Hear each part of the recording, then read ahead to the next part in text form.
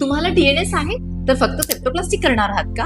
थांबा. डीएनएस म्हणजे काय? नाकाचा पडदा म्हणजे नाकाच्या दोन नॉस्ट्रिलच्या मध्ये जो पडदा असतो तो वाकडा असते किंवा तिरपा असते, याला आपण डीएनएस असे म्हणतो. पण प्रत्येक डीएनएस साठी सेप्टोप्लास्टी पुरेशी असते का?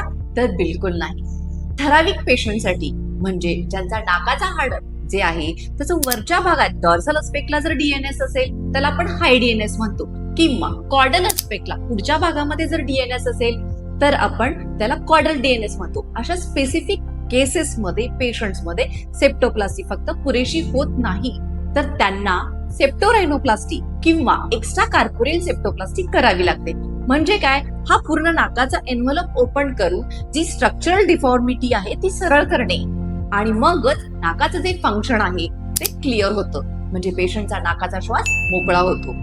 As you know, form follows function. Even nature मध्ये सुद्धा फॉर्म फॉलोज फंक्शन हा तत्व फॉलो होतो.